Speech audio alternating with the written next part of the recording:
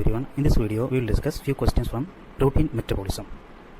So the first question is transamination. It's a 5-mark question. So in this question you have to write the definition, the tissue which perform the transamination reaction, enzyme, coenzyme, and the clinical significance of these enzymes. So by definition, transamination is a reversible reaction where an amino acid donate their amino group to a keto acid. So by donating that amino group, amino acid is converted into their respective keto acid, and by receiving the amino group, that keto acid is converted into their corresponding amino acid. And tissue which perform the transamination reaction. Theoretically, transamination reaction takes place in all tissues in our body, but the major tissues are liver, kidney, and cardiac tissues. And regarding enzymes and coenzyme, the enzyme is known as aminotransferase or transaminase, and the coenzyme molecule for transamination reaction is pyridoxal phosphate, that is the active form of vitamin B6. And aminotransferase which are of clinical importance is also very important. There are two transaminase enzymes which are clinically very important. One is aspartate aminotransferase, second one is alanine aminotransferase. So, aspartate aminotransferase transfer the amino group from aspartic acid. In all this transamination reaction, the amino group receiver is alpha ketoglutarate, and by receiving this amino group, this alpha ketoglutarate is converted into their corresponding amino acid, that is glutamate. So in all transamination reaction, amino group receiver is alpha ketoglutarate and it is converted into glutamate. So that reaction is seen in all transamination reaction. So aspartate aminotransferase catalyzes the transfer of amino group from aspartate. The second one is alanine aminotransferase, which catalyzes the transfer of amino group from alanine. By donating this amino group, this alanine is converted into their corresponding keto acid, that is the pyruvic acid. Here also, this alpha ketoglutarate receives this amino group and it is converted into their corresponding amino acid, that is the glutamate. And what is the clinical significance of this AST and ALT? Both are highly elevated in any type of hepatocellular injury. And AST is also elevated in myocardial infarction. So by considering both AST and ALT is more liver specific. And the second question is, mention the normal blood urea level. Add a note on its formation, detoxification, and the disorders associated with urea cycle.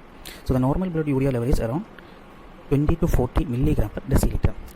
So it is more in male population compared to the female population. And regarding the formation and detoxification of ammonia, so first of all you should write this subheading, that is the sources of ammonia in our body. So ammonia is produced by transdeamination reaction, absorption of ammonia from the intestine, and also by the pyrimidine catabolism. So these are the sources of ammonia in our body.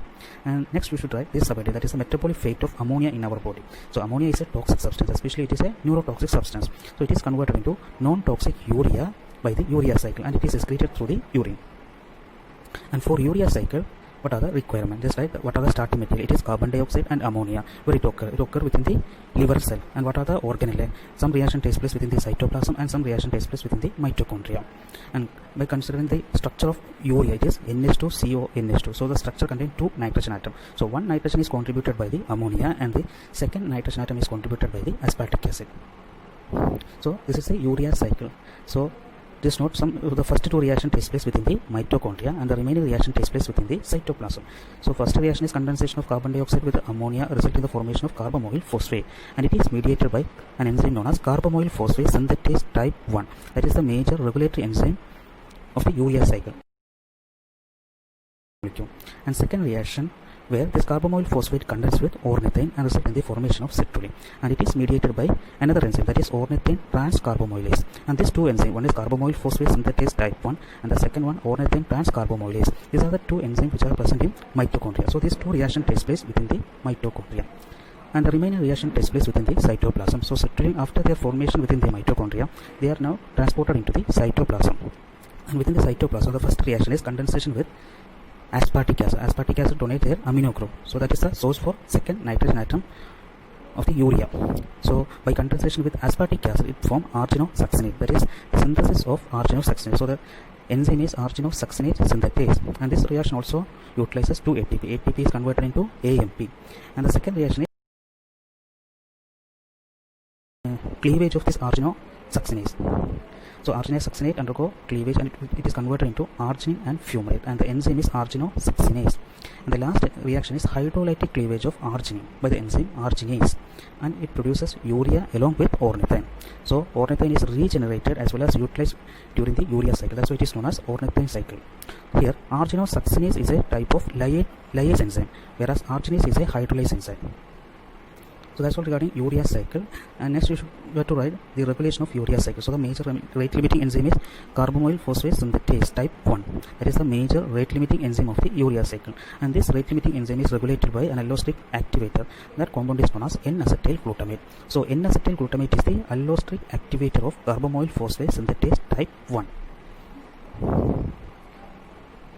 Coming to the urea cycle disorders. So deficiency of the first enzyme, that is the CPS1, result in hyperammonemia type 1. Deficiency of second enzyme result in hyperammonemia type 2. Deficiency of arginosuccinase synthetase enzyme result in citrullinemia. Deficiency of arginosuccinase result in arginosuccinic aciduria. And deficiency of arginase result in hyperarginemia. Coming to the treatment plan in case of any type of urea cycle disorders. The first one is hemodialysis to remove the toxic ammonia from blood, because ammonia is a neurotoxic substance. And the second policy is protein restricted diet, because protein catabolism is the major source of ammonia in our body.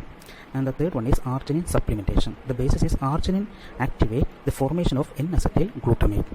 That is, N-acetyl glutamate synthase enzyme is the enzyme responsible for the formation of N-acetyl glutamate, and that N-acetyl glutamate is the allosteric activator of CPS1. So when there is more N-acetyl glutamate, that will activate this urea cycle, that will help to detoxify this ammonia. So arginine supplementation is one of the treatment policy in urea cycle disorders. And the next one is, which is a 1 mark question. Name 2 conditions causing increased blood urea level. So there are lot of conditions which are associated with a high blood level of urea. The normal blood level is around 20 to 40 milligram per deciliter.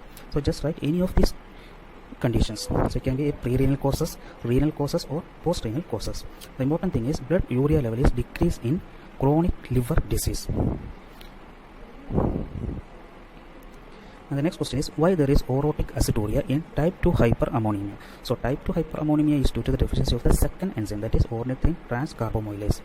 So due to the deficiency of that second enzyme, that will result in the accumulation of carbamoyl phosphate within the mitochondria. So when this mitochondrial concentration of this carbamoyl phosphate exceeds their threshold, that carbamoyl phosphate now diffuses into the cytoplasm. And this carbamoyl phosphate is also one of the intermediate in pyrimidine biosynthesis. So when these carbamoyl phosphates are there in the cytoplasm, that carbamoyl phosphate now channel for the pyrimidine biosynthetic pathway, and one of the byproduct in pyrimidine biosynthesis is orotic acid. So in type 2 hyperammonemia, there will be more concentration of this carbamoyl phosphate within the cytoplasms, and all this carbamoyl phosphate enters into the pyrimidine biosynthetic pathway, which will produce more amount of orotic acid, which will be excreted through the urine. That condition is known as orotic aciduria. So orotic aciduria is seen in type 2 hyperammonemia. So that's all regarding the urea cycle and its related disorders. Thank you.